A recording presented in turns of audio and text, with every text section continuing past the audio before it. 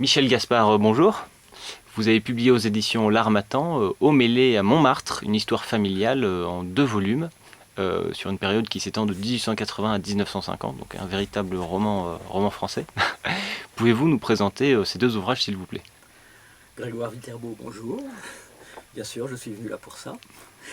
Alors, que dire, c'est un travail de 500 pages avec beaucoup d'images qui sortent de mes archives familiales et de beaucoup d'autres sources d'archives.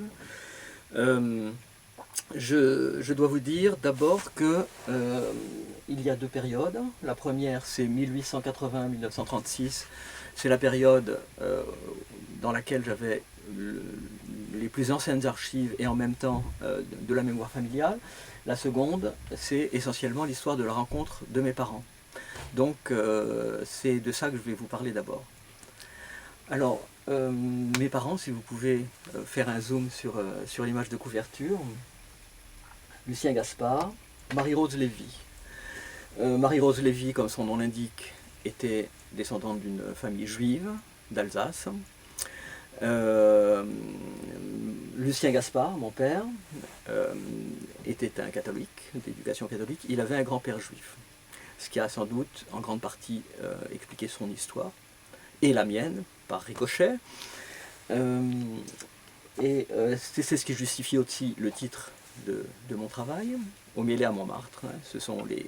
Alors à Montmartre, pourquoi? Parce que toutes ces familles habitaient autour de la butte Montmartre, celle de mon père depuis l'époque du Second Empire, depuis les années 1860, la famille de ma mère depuis 1933.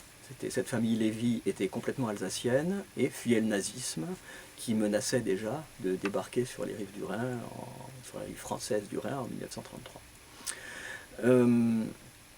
Alors, la rencontre de mes parents, elle s'est produite à cet endroit, en 1941.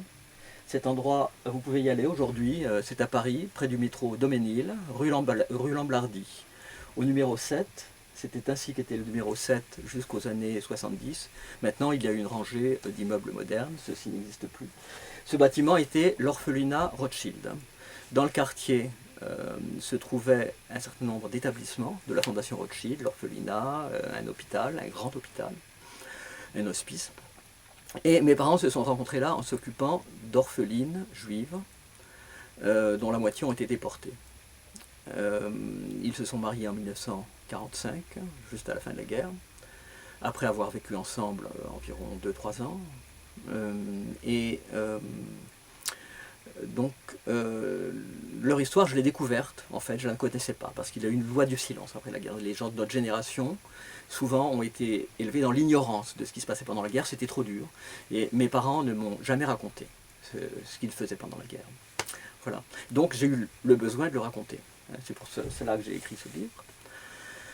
Mais je vais commencer par vous montrer des images d'abord, parce que les personnages intéressants de l'histoire, ce n'est pas moi, ce sont... je vais vous montrer quelques images, quelques portraits. Je commence bien sûr par le portrait de mon père, si je le trouve.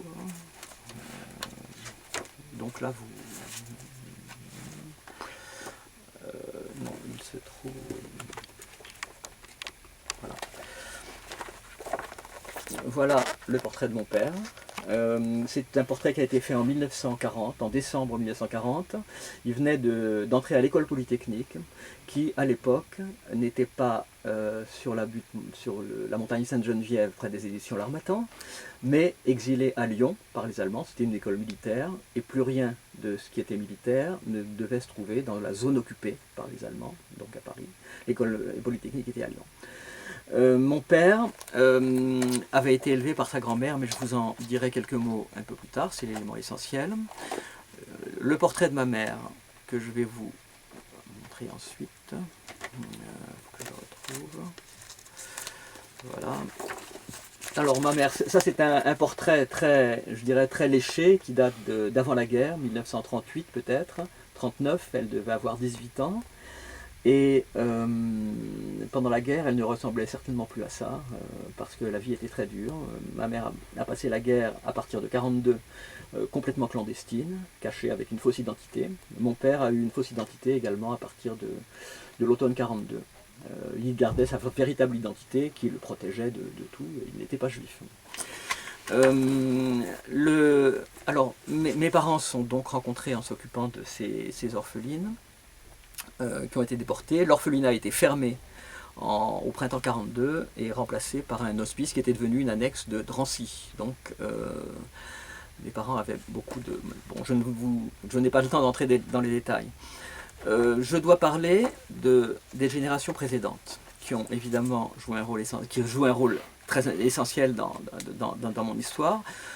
Mon grand-père maternel, Paul Lévy. Alors c'est un personnage extrêmement intéressant.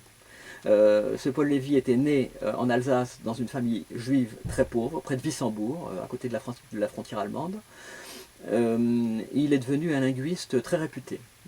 Il a fait des études d'abord à Paris avec de très grands professeurs, avec Durkheim, avec